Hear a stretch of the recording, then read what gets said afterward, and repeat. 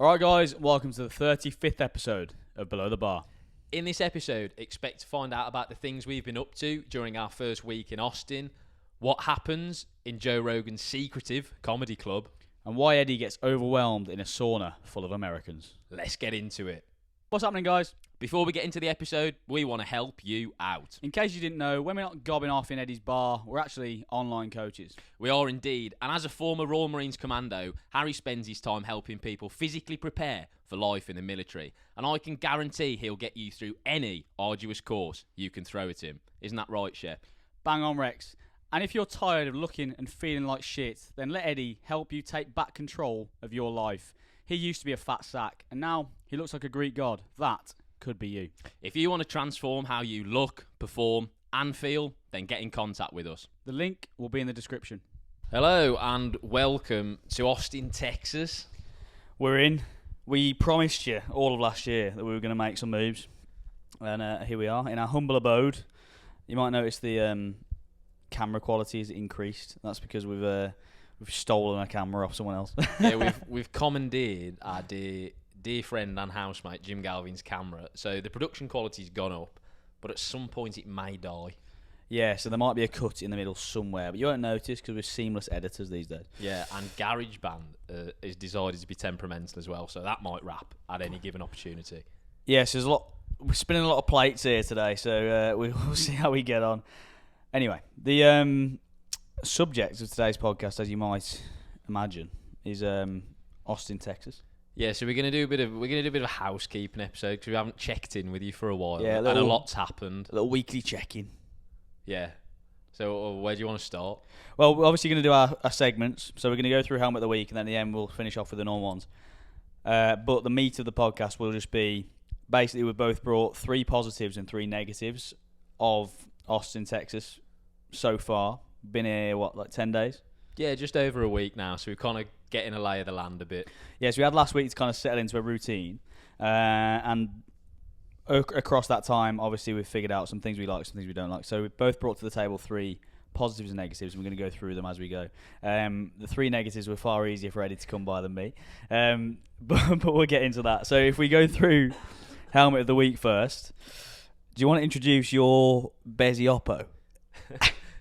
Yeah, so Helmet of the Week is a bloke who likes to go by the name of Joshua Jesus. Helmet of the Week.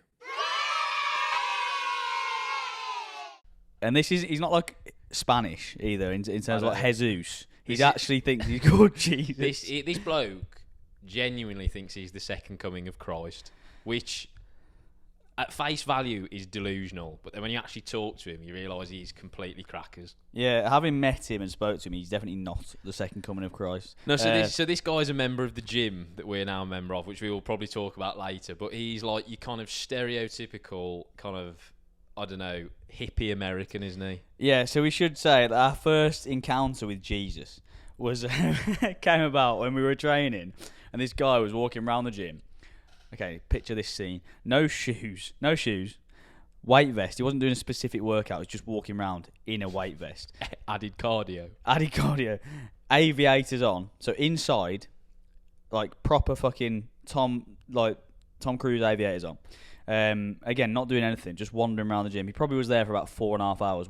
He was there when we were there. He was there when we got there, and he was still there when we left. He just fucking stinks the gaff out all the time. He just accosts people with his fucking hippie bullshit. So he's very, very much like, I feel like, insecure. So he's trying to get like attention from people, and the way he does that is just to be eccentric. And so he's dressed in weird stuff. He's got fucking so everyone's looking at him, for better or for worse.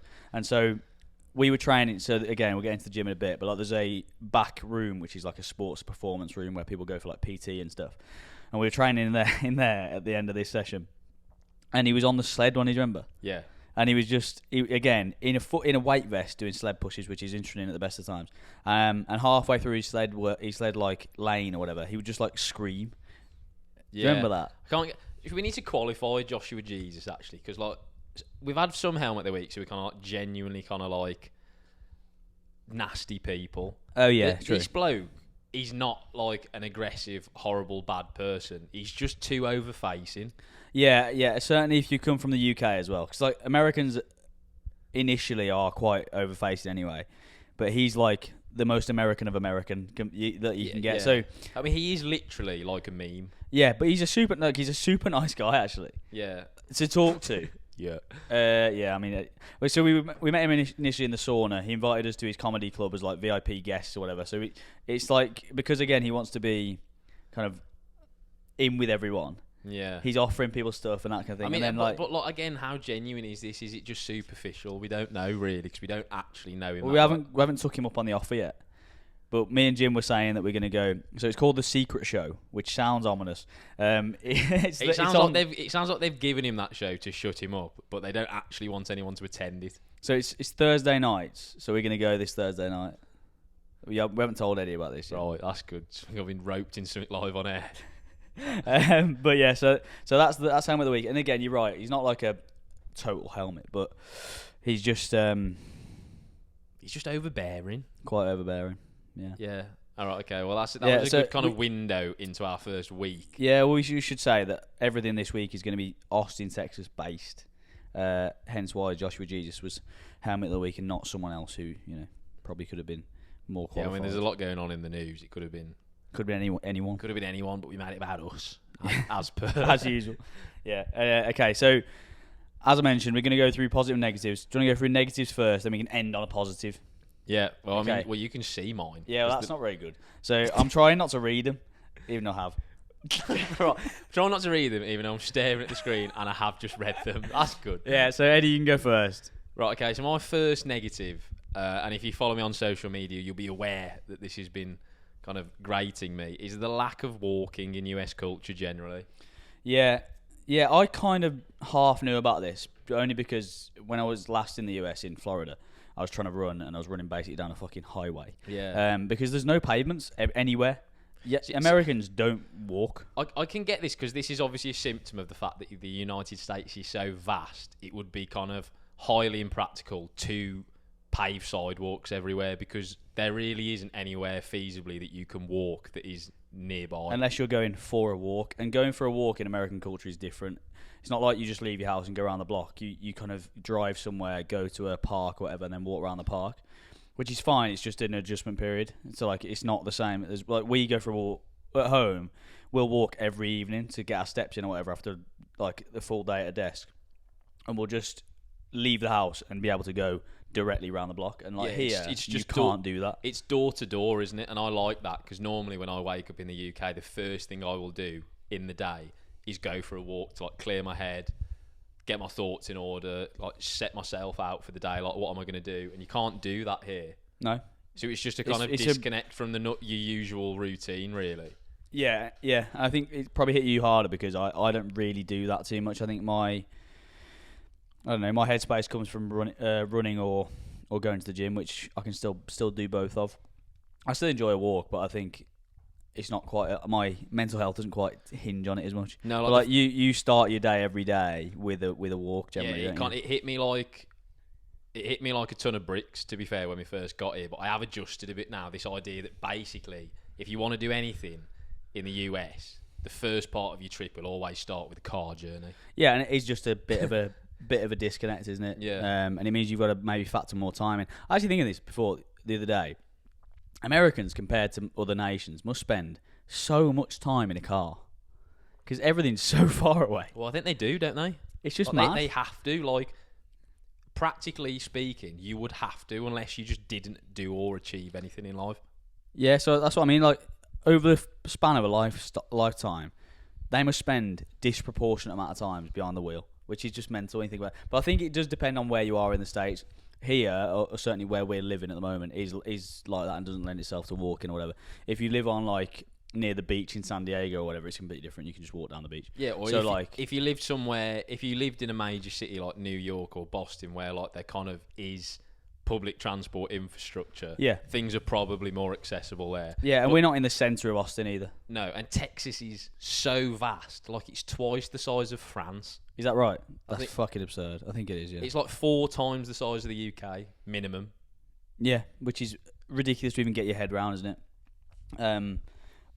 Yeah, so I think walking is kind of null and void. Certainly a daily walk in the morning. I mean, you can do it. You just can't go very far. Yeah, I mean, if Where did you get to? Like fucking the end of the so I got 800 meters away. about 10 minutes down the road, and then there was literally a sign that kind of confronted me that says sidewalk ends.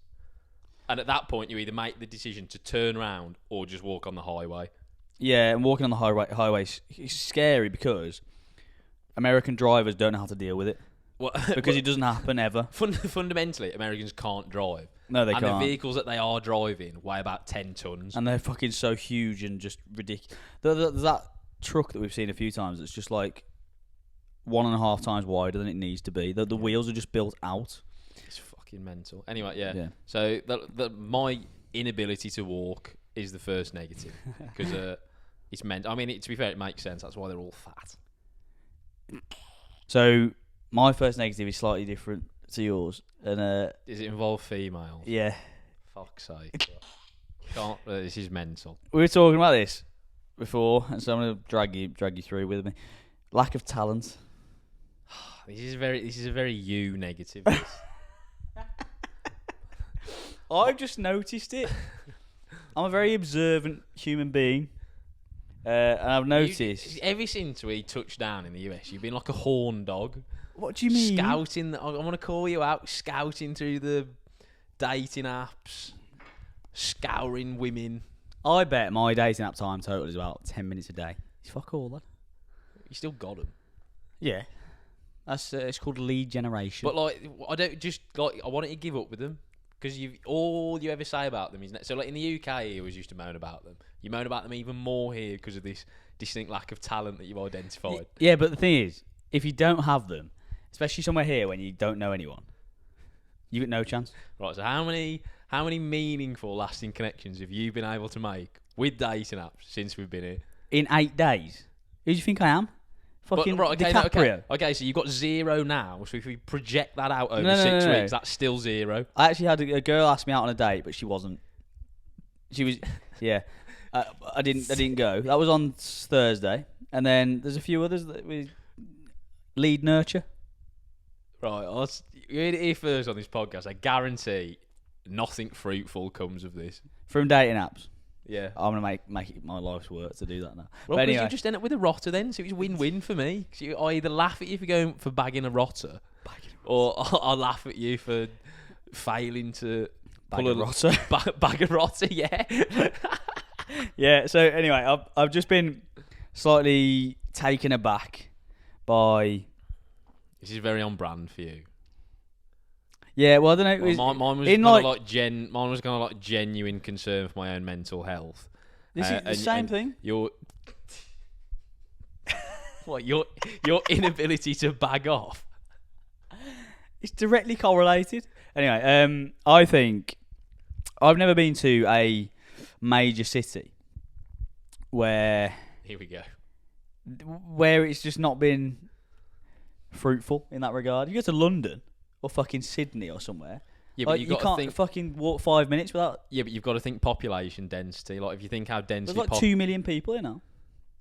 But like spread out over a large distance. Like I guess in London, people are living on top of each other. And to be fair, we haven't been out yet, have we? So I don't know. Maybe I'm wrong, but we'll have to check back in on that. To be honest, I'm not holding my breath, but I wasn't holding my breath before we came here. And I'm eternally bitter and jaded, so at the end of the day, I won't be threaders if nothing comes of it. Yeah, that's true. Well, there's 50% of the podcast care about women, so... You're going to bag off a bloke, mate, so I don't know what you threaders are. Can't wait, yeah. At least I get some action. That'd be good. Big old cowboy with arseless chaps. Slip right in. In his Stetson. We both wear a Stetson. Yeah, so I think that's my first... I mean, again, I don't know if it's fully research backed yet because we have only been here like 9 days. It's quite anecdotal, isn't it, really? Yeah, we've been here 9 days and we've basically existed between our gaff, the gym and the supermarket. So like if we were going to find someone, it'd be a bit lucky, I guess. But like I think there's just not the culture of, like, I mean, linking back to yours, there's not the culture of like walking into a coffee shop where you see like the general populace a bit more. So there's not that. I think that's maybe a bit of a reason, because you're just walking around a supermarket, fucking hell, you don't see anyone in Aldi, do you? Well, all the people in our local supermarket, which is a Walmart, are Mexican. Yeah, everyone. Genuinely, it's Everyone. like teleporting over the border, isn't it? Yeah, it's mental. There must be some kind of like class thing with Walmart whereby, I don't know, it's perceived to be a bit more kind of like working class, and I guess that a lot of like the Mexican immigrant population are considered working class. Yeah, but the crazy thing is, it's working class supermarket, but it's fucking super expensive. It's ridiculous. Well, that leads me nicely Oh, okay, cool. onto the second negative, which is Okay. lack of quality food / extortionate cost of living. Okay, cool. So So it's like a worst of both worlds, really, isn't it? yeah, Because so I didn't realise this until we came over here, but we don't really know how lucky we are in the UK with like the abundance and quality of like pretty affordable, fresh, nutritious food. yeah. Well, this is what traveling does for you, isn't it?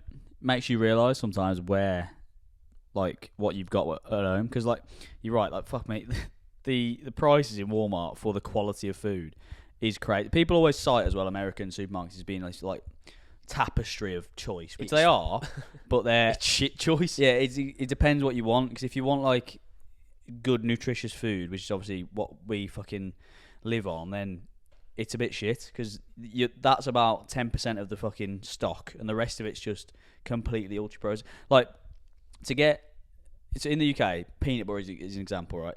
So peanut butter in the UK, you can get like the organic Whole Foods one, which is just peanuts. It's 100% peanuts. The organic one you bought the other day had like peanuts and palm oil. So even the fucking organic one you buy in, where you spend like $7 on it, it's like it's still shit. And then you get the Skippy one, which I've got up there. It's full of all sorts of shit. It's so hard to find food that hasn't been artificially adjusted in some way in the US. It's mental. Like, Unless you get to Whole Foods. There's always some kind of preservative or colouring or additive added to something. It's because there's not as much food regulation, isn't it? Yeah, the FDA basically are fucking wrap. shit. They just do fuck all. Yeah. It's like, Unless it's not like overtly got fucking carcinogens in it, you can sell it basically. yeah, and the thing is, with food companies, they just want it to be more addicting, and so the more shit they can put in to make you buy more of it and eat more of it, the more they're going to do. So if you don't say you can't put this in it, they're just going to fucking do it, aren't they? Well, it's mental. So, We kind of worked out that it would basically cost the same to just eat out all the time than it would to cook a meal from scratch. well, I mean, you can basically do the maths pretty easily. We had a Chipotle today, which was like a pretty decent whole meal, isn't it? And that was what we say, like $13. Yeah, so like £9. That's probably 2 chicken breasts, a decent serving of rice and beans. Like, you're probably talking about maybe $8 or something to buy that. Well, how much are those packs of like instant? $1.70, $1.80. $1.70. That's the cheapest one. Yeah, they're stinking, aren't they? Yeah. Yeah, it's kind of. Chicken's actually not too bad. Minced beef is ridiculous. So Jim, our housemate, bought a fucking £4, like in weight, £4 pack of ground beef, and it was like the lower quality one as well. It wasn't like a Gucci one. The horrible feedlot beef. It was $26. My entire weekly shop in the UK in Aldi is about £31. So that almost Actually, is the same. This is a good point of comparison. So we did like a big weekly shop the first day that we arrived. Bearing in mind, my weekly shop, Aldi back home, normally cost me about £50 at a push. I think that's a lot as well. I would say that's a lot. But I like High quality. high quality food, right? In Walmart, the same food but of poorer quality cost me $160. Yeah, that's ridiculous. And so and the same, and like it's almost like in the UK shopping at Waitrose, price wise, like Asda quality food. Yeah, if that. Well, not, it's like farm food quality, isn't it? It's like Yeah. basically everything's frozen. Well, it makes you realise how I almost turn my nose up at Waitrose just of how expensive it is, but it is ridiculously. I'm going to start shopping there when I Yeah, go. I know. It's like, Still by be cheap. comparison, it's cheaper, Still be cheaper than it. and the quality of it is like you can't deny it. It's unbelievable. So we went to Whole Foods, which is like their sort of equivalent of Waitrose, and it is similar to Waitrose, but it's like extortionate. Yeah. We found a tin of tuna, a singular tin of tuna, for $6.50. It's fucking mental. That's criminal. I could sap about the poor quality of US food for days. So let's move on. Yeah, again, so we didn't see each other's list beforehand, so mine links into your first one a little bit. So you have to drive to go on runs, which is a little bit jarring. So I've been on 2 runs since I've been here, and both of them, because you, again, like Eddie was saying, you can't really walk anywhere from the gaps, so you certainly can't run. You have to get in your car, drive 15 to 20 minutes to somewhere to purposely run. So you have to go to like a park or a fucking lake or a trail or whatever, which is fine, but it's just not accessible. It just kind of adds unnecessary time on Friction. What is already quite a time-consuming pursuit. Yeah, so if you're going for like a 90-minute run, for example, it's going to turn into like a 2.5 hour. That's what I mean. So we deal. allocated the entirety of Sunday morning to our long run today, thinking that would be plenty of time, and we still ate into the afternoon. Yeah, I mean, we did go and get scran as well, but you're right. Like, it's a bit. So I think about it in terms of if we work a normal job, like work at 9, you want to run beforehand. Yeah, isn't it? Yeah. That's mad, because like at home you just get up, get out the door and go. And some places, I guess, if you lived in like the suburbs near downtown, you could probably do it. But where we are here, there's no chance. You couldn't just get up at 6 a.m. and go running. No, I mean, to be fair though, like you saying about the walking, when you do drive somewhere, because it's more than likely purpose built for that activity, it's pretty good. It is pretty good, but it's still that kind of like cost benefit analysis of you lose the convenience of just being able to like shoot out the door. In terms of accessibility, it's lower, but like you're right, the actual experience when you get there is pretty good. Last week I did like an 8 mile around this trail thing, which was sick to be fair, but again, I had fucking no idea where I was going. It was like an 18-minute drive, just to get to the start of it. But then, like you say, when you get there, it's cool. And you try not to get eaten by fucking coyotes. But when you get out of here and we'll try and run anyway, you have no chance. Yeah. So I think it just adds unnecessary friction to, like you say, what is already something that's hard to G yourself up to do. Like, it's already difficult to go, fucking, I'm going to go and run 8 miles or whatever. Now you've got to add on 40 minutes in the car. Yeah. Which is what I mean when I say Americans must spend fucking hours in cars. Yeah. No, that's a valid one. Yeah, so I hadn't thought of that one, but you are right. No, I think just the like forced nature of having to drive somewhere for a run is my second one. Go for it. Right, okay. I'm gonna actually change my final one. Okay. Because originally I was gonna put superficial US people, as in like the kind of general fakeness of the way that people convey themselves here. But we touched on that with our mate Joshua Jesus. Our mate Jesus. So I'm gonna change this to something slightly darker, but it needs addressing. This is the issue of homelessness. Fuck's sake, okay. Yeah. So like people have this kind of like rose-tinted like Disneyland view of the United States, but there is quite a dark underbelly that even kind of like the native population choose to ignore. Yeah. Surrounding kind of like drug addiction and homelessness. Yeah, there's no welfare state. Yeah. So it's like if you fall below the breadline in the United States, you fall like properly. Well, there's nothing to sweep you up, quite literally. Yeah. Like there is just if you're unable to maybe like, I don't know, if I can pay your bills for a few months, then you're just fucked. And it's like going back to what we were saying earlier as well about how kind of you have to travel everywhere in a car. It's so like everyone's like a little pod person in the United States, and they kind of like travel from their gaff to work to the gym, but because they don't actually have to walk anywhere or kind of interact with these people, they do literally kind of just blank them out. Like you see them at like the intersection, like the crossroads, like they'll be begging, but like because you're just in your car and you've got central locking on, you can consciously just kind of literally like blank them out. Well, you can. That's the thing. So because you're in a vehicle rather than walking past someone in the street. You know, if you're in London when there's homeless people, you have to walk past them and see and them like and interact with they them speak to you or whatever, and that's a little bit more guilt inducing. But like, if you're just you can almost just detach and just be like, okay, well, I'm just travelling to wherever I'm going. And the government or the state don't give a shit. No, and it's like in the UK, like if you go into your local big town or major city, you will see maybe a few homeless people. So like London, probably a bit more pronounced. Like in the United States, homelessness is everywhere.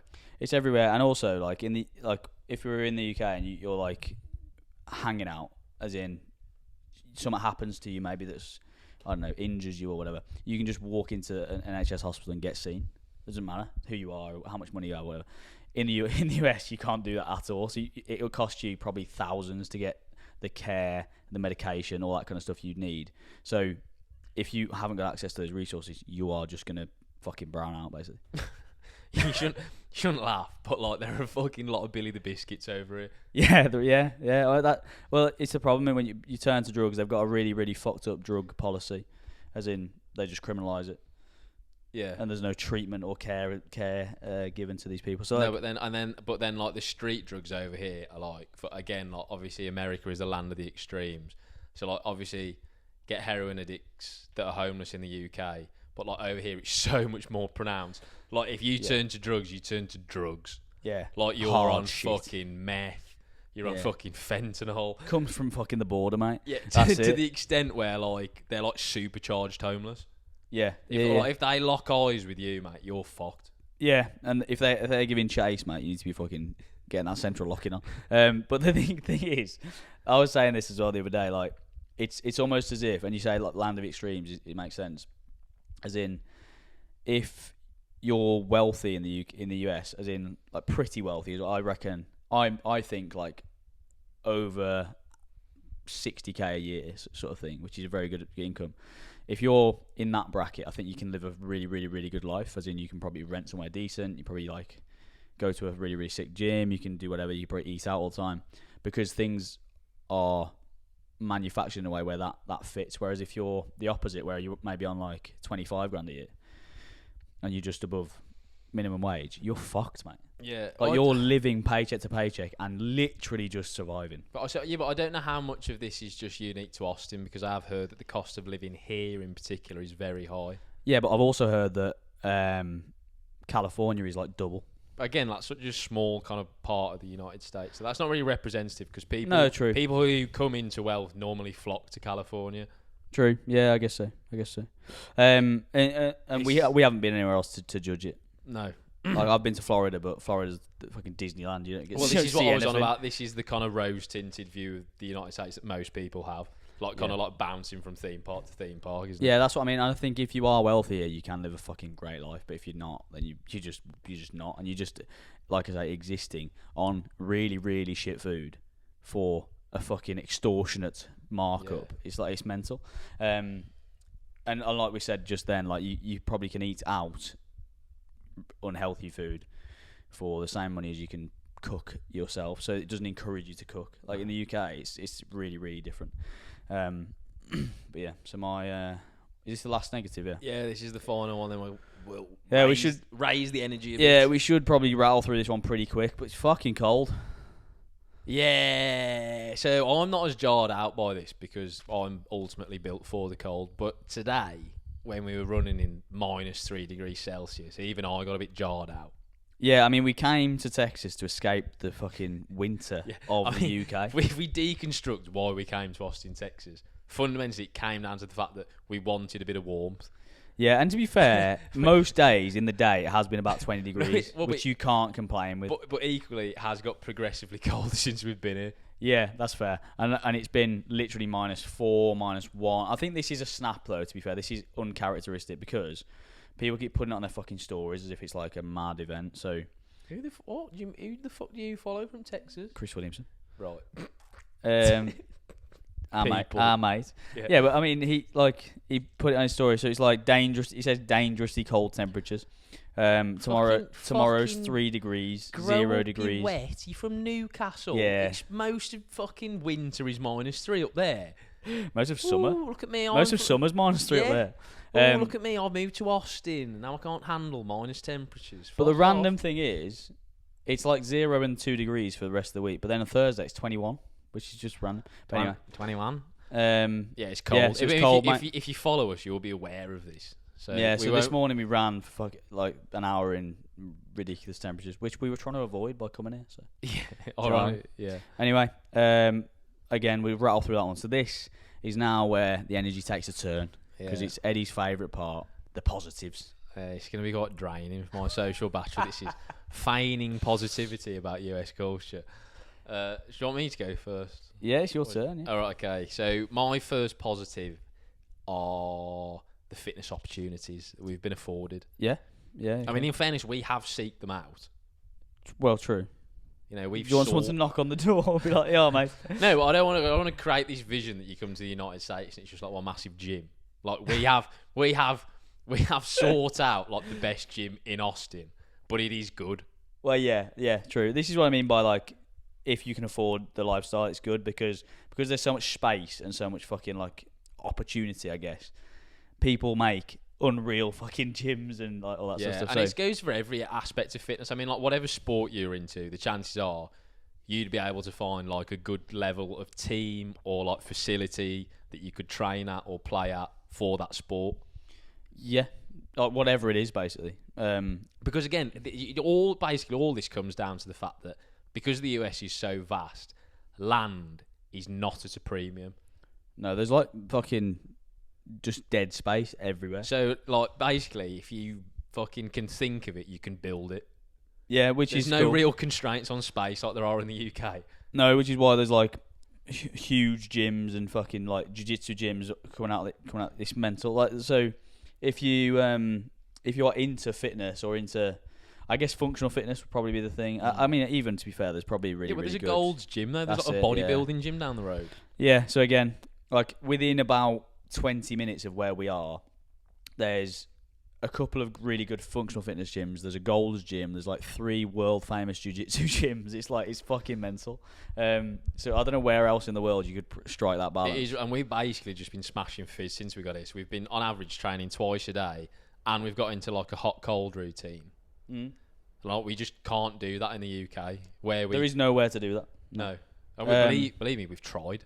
Yeah, we have. Yeah, even in like London, we had like weekends in London trying to find these things. It's just not there, and it is quite wanky. Like it's only because it's so like pretentious here that they've managed to make that a thing. Like they charge $180 a month for the gym, and the only people who can afford that shock are people who are like working in entertainment or whatever it may be. So it's a necessary evil, isn't it? Because yes, the gym and the facilities there are amazing, but you then have to put up with people like Joshua Jesus. Like he's not an outlier at that gym. Well, he is a bit.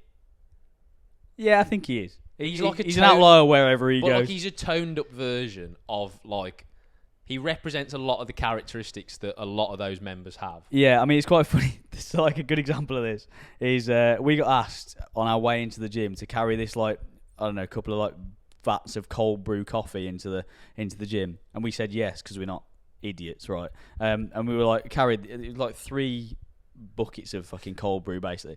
We took them in and there was such a disproportionate response to that. Like, behind the desk there was like 4 people. They were like, whoa, what's going on? Like in the UK that would be done sarcastically for the sake of humour, but obviously because Americans are kind of like so sincere / insincere, it just came across as really overbearing. Oh my god, guys, thank you so much. Yeah, we got a hero's welcome. I know. We walked. It was like we just came back from Afghanistan. We did a 15-foot farmer's carry with some cold brew, effectively, and we were like, guys, you can come back anytime and have a fucking free coffee on us. Like fuck's sake, like we literally, like you say, carried it for about 10 seconds, and anyone would have said yes. I think I don't know, maybe not, but yeah, so I mean that's a good exemplification of what you mean by like everyone's kind of a little bit toned up. But they're the staff, and I think that sometimes is there to create a certain environment in the gym, have like high energy and all that kind of stuff. Yeah. No comment. So what have you said? Fitness opportunities. Okay. Yeah. Okay. Cool. Okay, mine is the food. The positive of I think the food is really really good, and well, you just said it's shit. No, so. Yeah, I should qualify that again. The food in supermarkets is shit, correct. The food out, I mean, if you seek out the right places, I mean, there's again, same as everything, like so polarized in the US.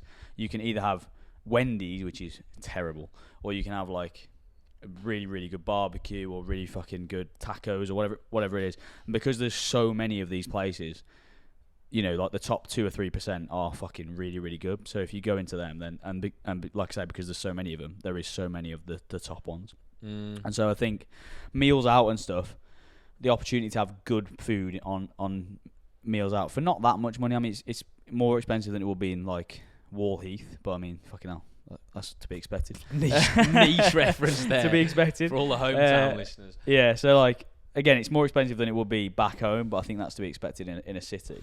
But I think if you want good food, you can definitely find it.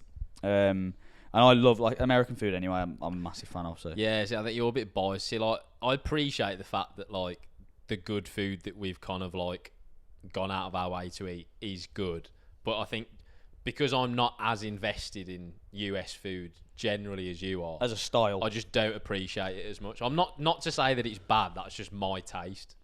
Yeah, I guess so. What do you mean? You're very kind of into like meat, deep south, like barbecue culture. Yeah. And I'm not so much. I'm not to say that I don't like it. Yeah, I fucking love it. But you're a lot more bought into kind of like the soft power of the US because you love country. Yeah. You love barbecue. It's fantastic. You love flannel shirts. Yeah, you love arseless chaps. Yeah, so I like it's like that romanticization of the South of America, I think, or Southern America. So yeah, I think I've had good experience so far with the food, and I've had really really good recommendations from a lot of people that we haven't actually hit up yet. So we'll check back. But there's like I'd be able to get on board with it more if it wasn't so expensive. Yeah, okay, fair enough. I mean, again, that one that we had the other day was like what, $25? That's quite a lot. Wasn't that's that? like 20 quid. Yeah, that's what you spend in the UK. Hickory's is cheaper, and we got basically the same amount of food. But that's in Wall Heath, like I say. Yeah, but the actual quality of food isn't that much different. They still smoke all their meat for ages and stuff. Yeah, but I'm saying and we were like actually sat on a bench in the cold in the dark. So I'd probably rather have been in a warm building. Yeah, but you're in like Austin, which is a city, versus a tiny little fucking town in the middle of nowhere. But in that specific scenario, we were just in the dark basically on a park bench, so we could have been anywhere. Yeah, but what I'm saying is there's a markup because of where you are in the world. Yeah. But that's what, yeah. Like if you go to London, anywhere in London is more expensive. Yeah, that's just how it works. It's not necessarily a quality thing. It's just a thing. They have to pay rent wherever they are. I'm just struggling to kind of like vault the vast chasm in my mind between like affordability and quality. So I get it in London because like it's like the financial capital of at least Europe, if not the world. It's like prices are going to be inflated. But like I think of Austin, and I think of, I don't know, a bit of a, not a backwater, but like it's not even one of the major cities in the US. But it's becoming more so, I think. But like, it's got a long way. It's not fucking New York, is it? Let's be real. No. But even so, like it's still a huge city that's on its fucking way up, I think, in the zeitgeist, and so that's. But like the cost of living is basically the same as London. Yeah, I it's about 20% less. I can't quite vault that chasm. Yeah, I guess so. But I think America, like, I mean, from my experience anyway, is generally more expensive than the UK, and so the fact that London is only slightly more really doesn't surprise me too much. I wasn't expecting it to be quite this much in terms of groceries, I think, but I think actually like meals out haven't surprised me too much yet. Yeah, it's interesting. Yeah. Anyway, you're second. So I've put the fuck it attitude, which is a weird one for me because I find it kind of equally admirable and jarring at the same time. Yeah, I think you took a lot of adjusting to this, didn't you, in the first 4 days? So basically, what you got to understand about Americans is because they've told themselves that they're the best country in the world so much that not only do they now believe it, but that the rest of the world now believes it. Phenomenal branding. It's not branded. actually founded on any real hard facts or evidence. Yeah, it's more manifested than anything. They've basically manifested themselves to the top of the tree. Yeah. And now that they've got it, they've basically lost their heads and ruined it for themselves. That's how I'd articulate it. Yeah, so you haven't really articulated the fuck it attitude too well here. Well, no, that's what I mean. It's just like they're so unapologetically themselves. It's like equally admirable, but yet like so jarring. I think I know what you mean. Yeah, I mean, I think so like this is a good example, right? So we go to the sauna every day. We're in there for 20 minutes. If you stay in there for 20 minutes, at some point, someone will accost you and just talk at you about themselves. They will feign an interest in the fact that you're a Brit and ask something vaguely stereotypical about where you're from, and then they'll just launch into like a pre-prepared lecture about basically how hoofing they are or where they live is. Yeah, but you're mis-selling just conversation. No, but no, that's not conversation though, is it? So a conversation is like It's a back and forth, but correct. Yeah. But in the UK, it's just not within our culture to talk to strangers. In the US, it very much is. And so there's a stranger in the fucking sauna, whatever. They've been sat next to you for however long. In the UK, it's very, very normal to just sit there and be silent, which I actually don't like. I think it's a bit stupid. Like, we're all fucking humans. Why the fuck aren't we just talking to each other? It makes no sense to me. So I actually quite like the fact that people talk to each other. The fact that they're all talking about themselves. But this is what I mean. It's insincere. It's superficial because it's not really meaningful conversation, is it? It depends what you mean. Why not? Because what do you want them to talk about? Because they just want to talk about themselves. They don't really actually care. But you don't know that. Well, that might just be their kind of like. I do because they've asked me something, I've answered it, and then they've just launched into talking about themselves. That's just what they're comfortable talking about, maybe. No, that's just called narcissism. Maybe they're slightly narcissistic. Yeah, exactly. So that's what I mean. So if you're just going to fucking create a false conversation with me, so you can then launch into some narcissistic rant about how hoofing you are, I'd rather sit in silence. Yeah, I mean, I don't know, because I feel like if you're in a new place and you don't fucking know anyone, obviously we know each other, but like you don't know anyone here, and you also don't know where to go or where I'm always just fishing for like recommendations because I don't know what to do here. Obviously, I've heard a few things and have some sort of idea as to like touristy places, but the best people to talk to about where to fucking go are people who live here. A narcissist. Well, they're people who live here, aren't they? So like, if they're gonna gob off about themselves, fine. I don't give a fuck. Like, I'll happily, and I am a inherently curious person, so I don't give a fuck really. I'll just listen to whatever they're saying. I'll just be like, well, I'm again, as we've spoken about before, probably quite a like opportunistic person. So I can think this person could be jarring as fuck, but they also could be a potential contact, a potential whatever. So yeah, see, I don't for you because like you're quite extroverted. It's no real skin off your back. Yeah, so like you can just take this flack, and if they give you some gold, great. If not, you're not at a loss. Yeah. Because I'm quite naturally introverted when I'm interacting with people, my social battery's depleting. If it's not genuine or productive, yeah, I'm just sat there thinking, my social battery's been depleted by you just chewing my ear off, basically.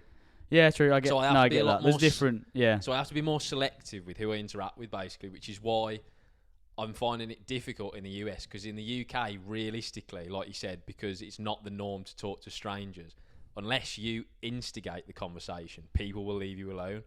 But because in the US, people will just comfortably talk at you, you don't have control over who you really interact with. No, yeah, correct. And that is always draining your battery. Like them talking to you is always like you're on the way down there. You're not on charge, are you? So if my social after this, my social battery would be pretty drained because we've just gobbed off for like an hour or whatever. Yeah. If we were then to go out in the UK, that would be fine because like unless I chose to speak to someone, they'd leave me alone. In the US, I'll just get bombarded with some extrovert who wants to tell me about how hoofing he is as a tennis coach.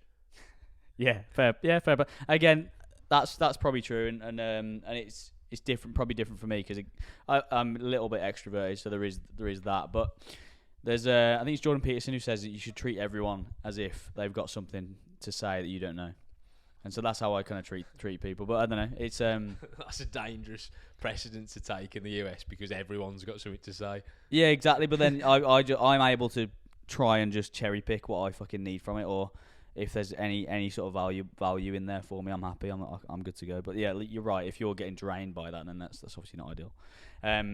Yeah. What was that? Mine or yours? That was mine.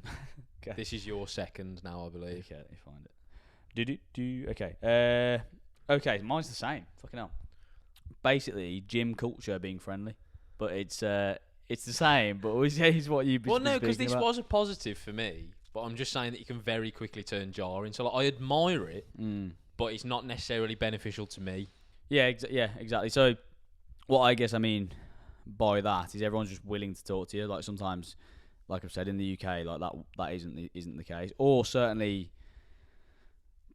people aren't as forthcoming with it. Maybe they are like willing to talk to you, but like you maybe have to initiate it or whatever. However, this is an interesting thing. Like, and in the gym, this is true. Like everyone's pretty friendly, but on the run this morning, I want to cover this and throw some fucking shade because it was fucking ridiculous. Yeah, so basically we set ourselves a little social experiment on our 10k run this morning, about halfway in. So about 5k worth. There's about 4k in, yeah. Yeah, so we got about 5k's worth of running past people and going out of our way to like greet them or say hello, just to gauge what kind of response we got. Yeah. And you must have said hello to like 30, 40 people. Easily. And all I was saying was like morning or good morning or morning guys, whatever. Yeah, it's just common parlance in the UK. If you go out for a dog walk on a Sunday morning in the UK, you say hello to other people who are also out walking their dog or running because it's just polite. Yeah.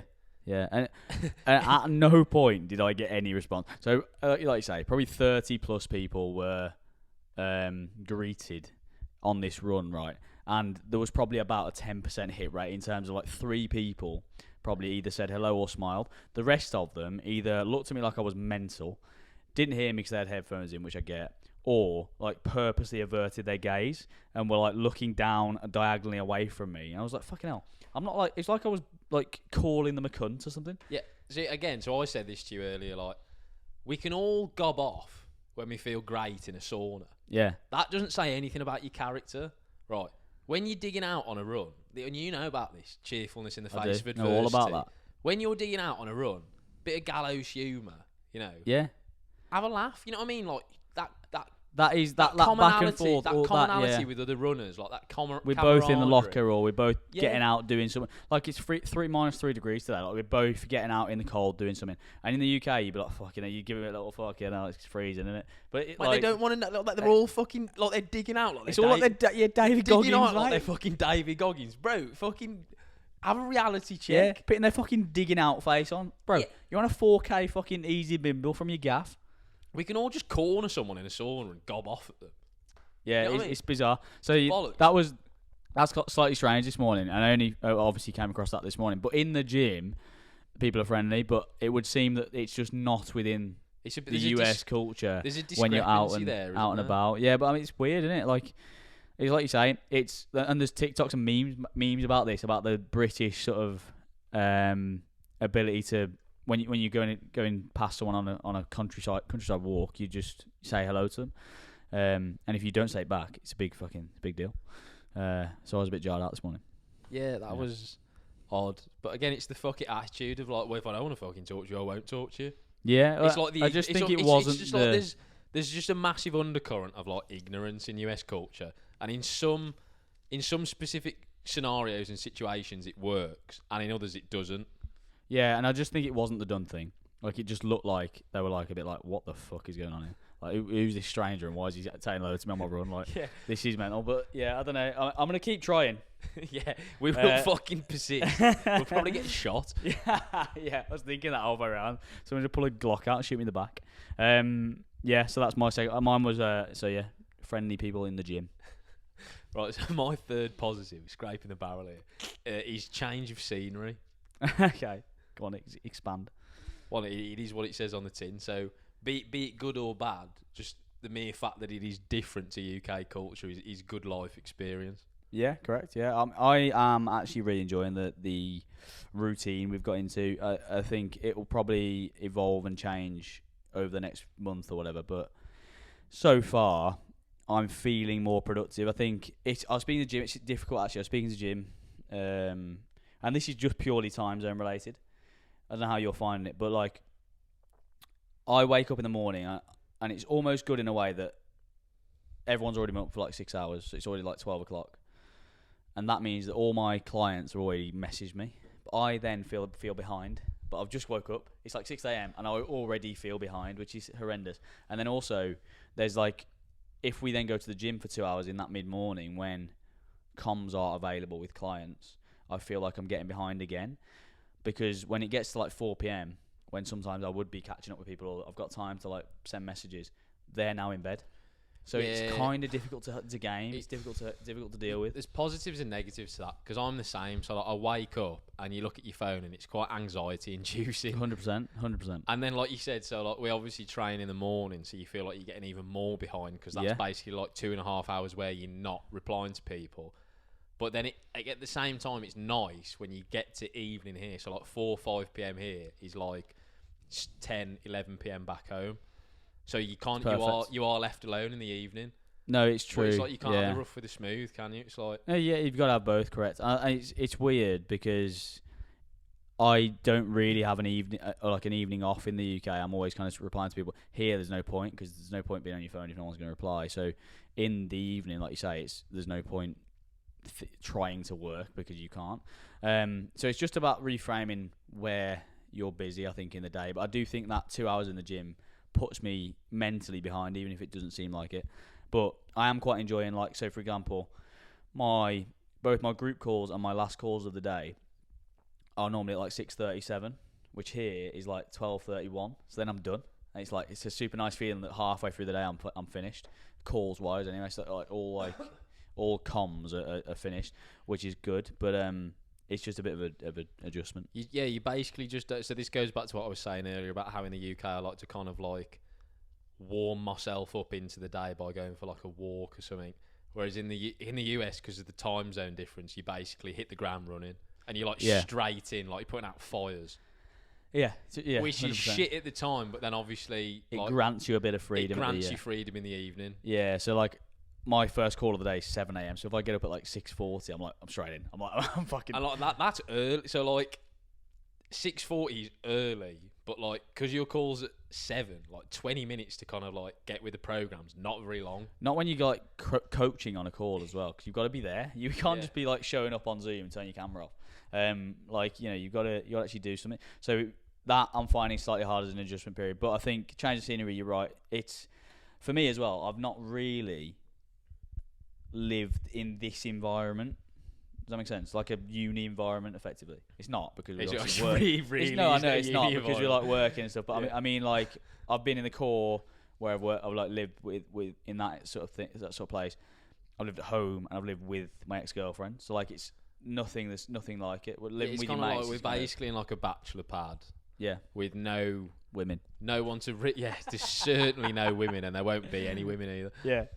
We're kind of untethered, but we're not. We are because we're still working. But like as far as responsibilities go, we're as kind of far out as you can get, other than being kind of like unemployed and feckless. Yeah, but I'm enjoying like the balance between just working hard in the gym, working hard on business, working hard on. Well, basically those two things, isn't it? Training and business are the only two things I'm focusing on, which is kind of nice. I like that, just simplicity. Yeah, it's a good way to start the year, I think. Yeah, it's sort of a grind, monk mode mentality. We're sort of mode, yeah. We're sort of enjoying it as well. I mean, it's a balanced monk mode, which doesn't often happen. Slightly more, but I'm doing dry January. Yeah, and true. I'm not bagging off. So you might as well be a monk. I'm doing monk mode. Yeah, correct. Yeah. So, yeah.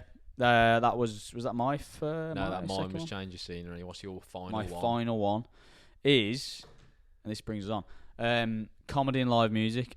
Live music less so because we haven't done much of it, but comedy certainly. No, I think we're gonna go like, we're gonna delve more into the going out, the nightlife scene and the live music towards the end. It's a carrot for us to work towards. So it's, I mean, Austin is known for its live music scene. Again, we don't really know where to go for that, so I think that's just a bit of a lack of like knowledge thing, local knowledge. But the comedy stuff. So this week, this is reason to be cheerful. Okay, right. Okay, I'll leave that. But anyway, the comedy scene in Austin, they've got a few very very famous comedy clubs. So we've been to one. We're gonna go to another couple, and they draw some big names, which is kind of cool again. And it's known for live entertainment in the form of live music, and so live comedy sort of lends itself to that as well. And so it fits. But it's all performing arts, mate. That's it. So we need to go to a little bit of more of a live music scene, I think, and try and delve more into that. Yeah, part of that thought, because we'll will come revisit back to that in a minute after we've done underrated, overrated. Yes, we will revisit that. So again, I think I enjoy live music anyway. I think everyone does, but I actually put on my yearly review to go to more gigs because I didn't go to any in 2023, which is bullshit. A comedy gig is a gig. Yeah, but I mean like a music gig. Oh. Sure you don't. Jeez. Yeah, so it's a good way to start because I'm assuming we're going to go to a few more. We saw a very fucking basic country and western band like last Friday who sung "All My Exes Live in Texas," which is fantastic. And they were good, but again the bar was a bit like dead and stuff. So there's going to be better experiences than that. But yeah, Right then. reasons to be cheerful. No, underrated, overrated. Underrated, yeah, that's the one. He's forgotten. I mean, it's in front of me, which is good. Yeah, that's good. I'm trying not to read it because they're yours. It's either underrated You've charmed me. or it's overrated. Well, that was fucking dreadful. Yeah, okay. Do you want to go first? I'll or shall start. I? I'll Okay. start. Let's go. Well, you know mine, so there's not much surprise there. Yeah, so underrated, overrated, hot cold therapy. Ooh. Very Well, on, I mean, very we on spent brand. the past 9 days doing it religiously, so I'm not going to sit here and say that it's a waste of time. True, but I mean, like seeking it out. So obviously we've got access to it anyway by virtue of having that gym membership. So is it worth seeking out, paying extra for, doing it how regularly, all that kind of stuff? That's what I mean. I mean, I think what we have now is as good as it gets, to be honest. I agree. Yeah, I don't really think you could do it any better. Like, conceivably, in my mind, I don't see how you could do it better than how we've got it now. no, you couldn't. Because the sauna's good, the ice baths are really good, and they're separated by like a 6-inch wall. Yeah, that's it. And that is everything you could ask for, isn't it? Really. And like all the minor stuff surrounding that as well. So like the showers afterwards, you've got like free skincare products, like free towels. Yeah, it's effectively there's a spa within the fucking gym. Yeah, It's like, insane. I literally don't see how you could better that. Yeah, I agree. But that's what I mean. So But like, yeah, so I like, hadn't done it yes, before. I'm a massive advocate of it. But like in the UK, as we know from experience, I don't see how you could replicate what we've got. Yeah. So again, because we've done it now for like a week, I hadn't really done that before. That contrast. I've done each one individually. I've done loads of ice bath, done loads of sauna, but I've never done them back and forth. And like we've tried to manufacture it, haven't we, ourselves? Yeah. To varying degrees of success. So where you used to live, they had a hot tub Into a cold, yeah. and a cold tub, but it wasn't actually kind of like it wasn't refrigerated. It was just so like It was cold. It was cold. If it was cold, it was cold. If it was warm, it was warm. So like in the winter time, in that setup, that was pretty good. True. We've tried to replicate it in London to no avail. No avail at all. And certainly not been successful in doing it round where we live. No, that's a stretch though, isn't it? So like, yeah, I mean, it does make you feel really, really good. I think it's decent for recovery, but I do think there are far, far more low-hanging fruit if you're thinking about recovery. So like, I just don't think if it's something that isn't, like I say, accessible, even in London in the UK, if it's something you've got to pay fucking like extortionate amounts for extra, if you've got to go and travel for it, maybe doing it once per month or once every 2 weeks or whatever if you've got access. But like going and doing it, paying loads and loads of money extra for it and going out your way, I think there's probably a better use of your time recovery-wise. Yeah, 100%. You know what I mean? It goes back to what we always say about most, like health and fitness effectively is about doing the basics well.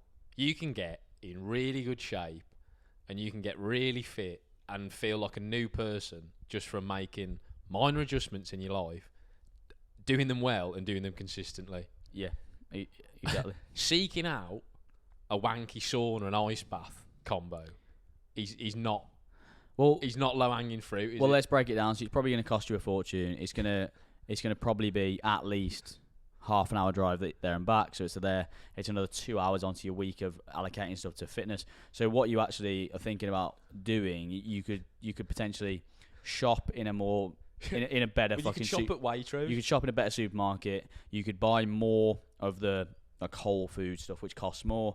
You could upgrade your gym membership, which increases your training experience 4 times a week rather than doing it once every 2 weeks. So like, there's so much you could invest in a coach. there's so much you could do that would like jet stream your progress rather than, sinking loads of money into this quick fix. And this goes to everything. Actually, it's quite a good like analogy into quick fixes, isn't it? Because people are often guilty of, I need to solve something. I'm gonna throw money at in our culture we associate price with result/reward. Yeah, and in most cases that's the case. But it doesn't work with health and fitness. No, because most of the time the best answer is actually the lowest cost solution. Yeah. I mean, true. I think like you say, it's basics. It doesn't cost anything to get a good night's sleep. No, it doesn't cost a shed load to just eat a kind of clean diet of like non-processed food. Yeah, it costs a bit more. Yeah, but like it doesn't cost a fortune to go to a decent gym. JD membership is like £20 a month. Yeah, and you can live there effectively. Yeah, it's 24-hour access. Well, so if you are looking at like the basics, which is basically like, in the gym it's like 12 movements just rotated. Like it's get really really good at those movements. Sorted. Go to a decent supermarket and buy 80% of your food being like in it like from a good source. Sorted. That's two things. Get a good night's sleep. Three, like the basic stuff you can stack on top of each other will get you 99% of the way there. Yeah, like, but it's because it's not glamorous, is it? It's just sexy, so, innit? Going into like, a sauna. All this fucking wellness porn that you get on like TikTok and stuff of like fucking attractive women like dripping in a sauna. Yeah, like, people can get behind that. Yeah. What isn't glamorous and what doesn't look good on TikTok is people in like the organic aisle of Waitrose, like deliberating over which fucking grass-fed beef they want. Yeah, that's true. Because Do you know what I mean? Most of the supermarket fucking content is this is shit. Yeah, well, our mate Eddie Abbott. Eddie Abbott. So, yeah, I mean, I think if it's accessible to you and you can do it just because it makes you feel good, which it does, then do it.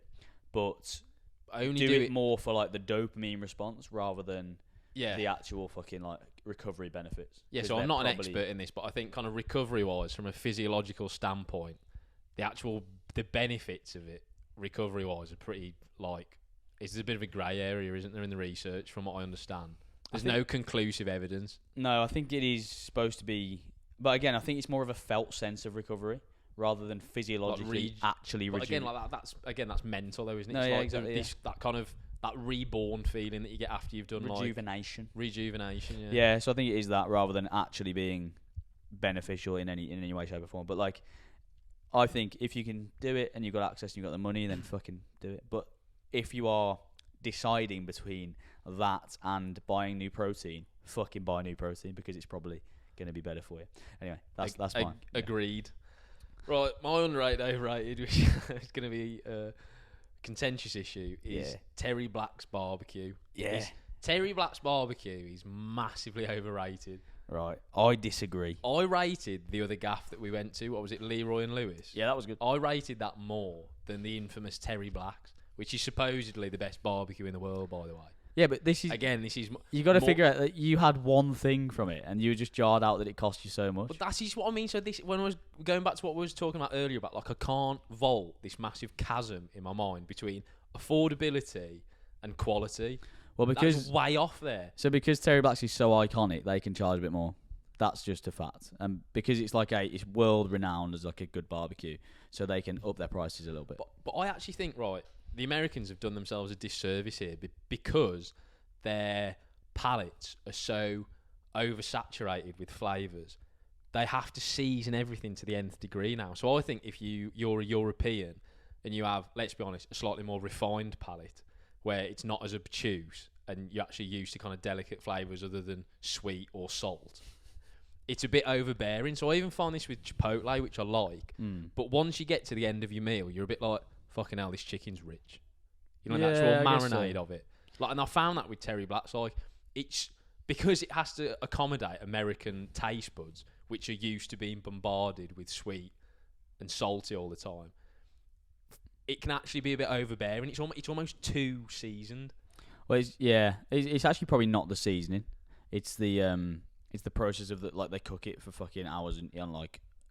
It's like smoked in oak, isn't it? But that infuses it with a certain taste, which probably is a little bit It's just overstimulating. It's just pure. It's like drinking my fucking salty electrolytes in the morning. You just hit with this like saltiness. Yeah, I mean, to be fair, I don't know. I wasn't that. To be fair, I do eat a lot of salt on my food. Like that, I'm pretty poor for that. Like I cover my food in salt, so that probably was why I wasn't overfaced by the amount of sodium. But we haven't talked about this, I don't think. But the same goes for bread over here. So like, I don't eat much bread in the UK, but when I do, I'll eat like wholemeal seeded loaf, which is very savoury. If you eat white bread here, it's basically the same as eating brioche in the UK. It's basically cake. Yeah, it is literally cake. So like, you have bread with something under the pretense that it's going to be like a savoury meal, and it actually makes it sweet. Yeah, I mean, they're super just obsessed with sweet stuff here. It's ridiculous. So anything they can put sugar in, they're going to put sugar in. Like, even if you ask for a coffee from Starbucks, but you don't specify that you don't want syrup in it, they'll just, like, by default put syrup in it. That was a good dip, actually, in Dallas Airport on the way over. We all ordered 3 regular coffees. So, like, what did we have? Like flat whites. Flat whites, I think I had a latte. The genuine kind of shock and awe on the server's face when we just ordered a regular coffee with like no syrup in it, no bells and whistles. No bells and whistles. She was genuinely concerned that we didn't know what we were doing. Yeah. She was like, "Are you sure? Just a coffee?" I was like, "Yeah, just a coffee." No fucking cakes or donuts. Yeah. No, I've come to a coffee establishment, funnily enough, to order coffee.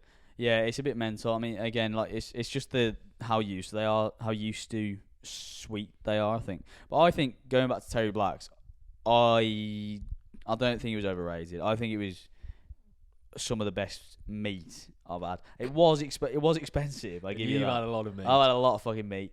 Not just in your mouth. It was expensive. It was like I paid $33 for like basically like a sausage, a few slabs of brisket, and something else. Some sides, but the sides are bollocks. Like, because you can't. They wrap on. You can't price sides because they wrap on the sides. They're pretty shit anyway, and also they cost them nothing. Yeah, but that's not what it's about. The expensive thing. But like, I had two. It's not about what it cost them. I had 2 slithers of brisket, and it cost me $17. Yeah, you can't vault that. You can't justify that. And when I say slithers, I mean slithers. Yeah, but I don't know how that happened because I had a side and like 3 other meats, and mine only came to 33. It makes no sense. $17. Like, I'm 50. Well, no, like both of my parents are northern, right? So at heart, I am basically a Yorkshireman. Part of me died inside when the cashier said $17. And then the best bit of this, right? Because of American tip culture, I then had to pay more for some bird to move these 2 slithers of brisket onto my tray, and apparently that warrants a tip. Yeah, the tip culture is wild, but I mean that is just something you got to accept. So this is marketed right as well. Terry Black's marketed as a restaurant. You queue, right, and then you basically serve yourself food and then carry it to a table. At no point am I being waited on in this process. They must make a fucking fortune because it's like a mill. They just like you just queue in, you go, you sit down, you eat, and then it's just a continual conveyor belt of people. It's insane. You're doing all the graft and then tipping them. It's genius. It's fucking mental. It's fucking genius that. But that, I mean, it's true. I think it's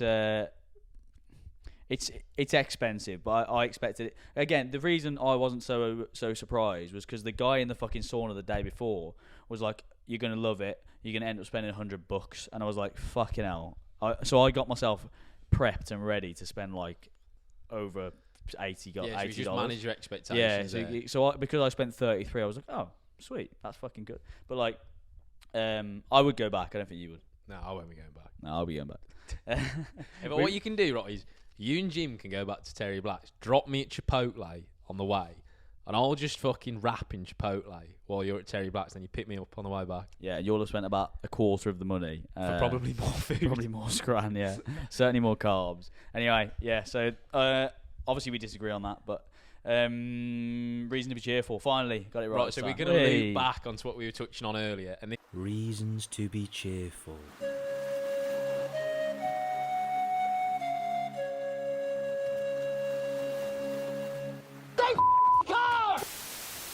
This is kind of like the comedy. Well, we can only speak from experience, so this is going to be about the comedy scene.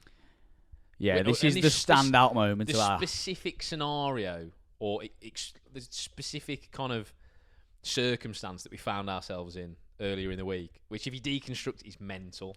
Yeah, this is definitely the standout moment in Austin so far. Yeah.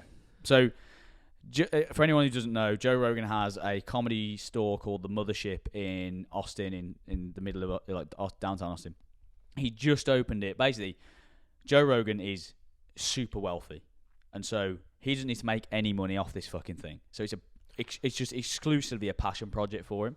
So he pumps all of his money into it. He fucking pays the comedians really, really well. The tickets are pretty moderately priced. Because he's got such a pull in terms of his network, he can bring ridiculous names on. So anyway, we knew it was going to be really, really good. And typically, the Mothership has like random comics basically playing random nights of comedy. But every now and then, Joe Rogan and friends will play. This is basically like when Joe Rogan fancies doing a bit of stand-up, because obviously like one of the many strings to his bow is that he is a stand-up comedian. Yeah, which people forget, right? So basically when he's in town and he's got some friends about, he'll put on one of these nights basically just to keep his fucking iron in the fire. Yeah, exactly. So it's like every 3 or 4 weeks, whatever. And one of my mates actually sent me a post by Joe Rogan that was like saying he was going to play at the Mothership on Tuesday this week. And so I instantly got, because I knew it'd go pretty quick, and I was like, I instantly clicked the thing and bought all our tickets. I was like, fuck it, well, you can send me the money. And then we found out later this week that those tickets were on sale for a total of about 2.5 hours, and then reselling for about $200 or whatever. Yeah, insane. So we managed to pick them up for like $40 each. So that was insane. At face value, that sounds expensive, but if we then go on to explain what we got for that money, exactly, it pales into insignificance, doesn't it? Yeah. So this comedy store is fucking hoofing, right? So you queue around the corner, and then you come in, and I think I had an idea that they take your phone off you somehow, but anyway, I told you. Well, did you? Okay. Yeah, I'd heard rumblings that because it's kind of like a bit alternative, and Joe Rogan wants to do things. He wants to do everything in his powers to make it about the comics. So I think a real pet peeve of comedians is that people are always on their phones. Or talking. So like he's literally streamlined the entire experience so it's kind of suited for comics. It's a comics fantastic. club. Yeah, so when you go in, you get this little sleeve to put your phone and any like watches that might buzz in, whatever. So you turn it off, you put this thing, and it's like a locked sleeve. Yeah. So I was wondering how they're going to do it. So like, how are they going to take like 400 iPhones and give you back the right one? It's just mental. So they don't take it off you, but they give you this like locked sleeve, and then you take that into the thing. You can't get into it until they unlock it. You go through the door, and they're like, right, there's a minimum of 2 drinks. You can't order one. You have to have 2, which is funny anyway. Like that's just. It's to get you just inebriated enough to enjoy the experience. And so you sit down and it's a super intimate room. How big is it? Like, big as this? Like, pretty much. Yeah, it's a hard one to quantify, really. It's probably the size of like 2 tennis courts or something. Maybe not even that. Maybe it's a tennis court. Yeah. So it's super. We were sat like bang in the middle, probably about 5 meters from the stage, and there's probably about maybe 120 people in there, maybe. Yeah, a few hundred like max. Yeah, so it's a tiny venue anyway. And the first guys that come out, and like I say, it's Joe Rogan and friends. We know eventually Joe Rogan's going to be on, but we don't know anyone else. It's a hidden bill, so you know that Joe Rogan's going to fucking appear at some point. But other than that, it's a lucky dip. Yeah. You literally don't know who's going to be there. And anecdotally beforehand, because we're like, I guess we're not too fammed up on the American comedy scene, are we? No. But the only fucking people we know of. I know, but basically, put it this way. I know about 3 American comedians. Correct. Well, about 4. And, including Joe Rogan, and 3 of them turned up that night. Yeah, exactly the same. So the only other two US comedians I know who didn't turn up were Bill Burr and Dave Chappelle. Andrew Schultz. Andrew Schultz. Yeah, so it's insane when you think about it. So the people we were like joking around beforehand, we were like, oh, fucking imagine if he was there, it'd be crazy. Like, we've been here for like 4 days and we've seen the best. And we were like, we were literally watching like his TikTok clips the day before. Yeah. And anyway, they have like the lower or the smaller names go on first, and it builds up. And then they brought this guy on. Who did they bring on first? Was it Theo Von was first, wasn't he? What, of the people that we know? Yeah. So just to kind of like contextualise this, for $40 we got I think 6 comedians and two and a bit hours worth of comedy. And of those 6 comedians, one of them was Theo Von. Who's got about 5 million followers and has been on, and he's like fucking touring the globe. One of them was Shane Gillis, Yeah. who is arguably like one of the top 5 stand-up comedians in the world. He's got a Netflix special. Yeah. And then obviously Joe Rogan. We got Joe Rogan for like 90 minutes. Who is like the godfather of podcasting. And like, I mean, like, what can't he do? Yeah, he's fucking mad. He's just like, it should just be stood in this really kind of intimate room about 10 feet away from these people was mental. Absurd. And like we say, like we joked around, like I imagine if he'd be there. And literally, Fuck our he was. entire dream bill came out that fucking. Yeah. And to be fair, the smaller names who we hadn't heard of were fantastic as well. But so they were hilarious. But so like we obviously saw them as kind of unknowns and smaller comics, but I think they are actually still pretty like established yeah, they are. US So comics. the other one had a Netflix special as well. That's what I mean. So it was insane, and like we've said a few times to each other since then, that is like a once in a lifetime like comedy experience you will never get again. You don't get that nowadays, like that kind of like such big names on the same bill for such a small amount of money. So I always remember In an intimate setting as well. my mom had the opportunity when she was at college to see, I think, Madness perform at like D-side Leisure Centre in Chester before they were Madness, when they were like the Body Snatchers or whatever, and it was always one of those like moments of like of regret because she never got to see them. Right. Okay. That's in my mind the same thing. Yeah. the same thing. It's like Correct. you will never get a comedy bill No chance. that kind of established. And in that sort of Yeah, arena so as they well, could that like those 3 comics alone. So like Joe Rogan, Shane Gillis, Theo Von. could If they feasibly fill. joined forces and did an arena tour, they could sell out like Madison Square Gardens like a couple of times over if they're on the same bill. Well, they've probably done that individually. I'd imagine Shane Gillis has sold out some ridiculous venue. Yeah. So anyway, so like I say, 100 people, and we're fucking crap. Or should we just carry on? We're near the end now. We might as well. We'll just plough through. Okay, well, We're going to plowing persist. through. If you are watching on YouTube, apologies. 'Cause it's just gone dark. Yeah, but I mean, keep listening. We're near the finish. So anyway, the reason to be cheerful is the Mothership, and if you ever come to Austin, I thoroughly recommend it. Yes. And we'll continue to give you recommendations as we go through. But that Tuesday night was unbelievable. Yeah, and that draws a close to today's episode, which we apologise has been a bit cuffed. Well, But we have had a lot on our plate this week, as you've now heard. yeah, I mean, I don't think it's been that cuffed. It's the problem has been the setup, so we're going to refine that for next week, people. Yeah, But because anyway, this is completely new to us. Like we're operating in unknown territories. behind enemy lines. behind enemy lines. Yeah, so if you've watched all the way until this moment, then make sure you like, subscribe, and do all the business. Next week, Yeah, should be slightly more prepared because aren't you going to interview me? correct. Yes. So next week, obviously, so I had this idea because we've done a few interview-esque episodes with Ed interviewing me. So like all of our early episodes were effectively like They interview were, yeah. style, and so like the first kind of like 6 lifting the lids, which were the first episodes we did, were all basically me cherry picking kind of your recollection Military of, career, of yeah. the military of your like the Marines, yeah. Yeah, so we're going to flip the script next week, and I'll be interviewing Ed just about everything, and we're going to go through the whole thing. So tune in for that next week. That'll be on, what, the 21st? Is this going to be like when Emily Maitlis interviewed Prince Andrew? Yeah, yeah, can't sweat. It's like stuff go full Paxman on me, just like. Yeah, I'm gonna get to grips with everything. But yes, thanks for watching, people, and we'll see you next week. Goodbye.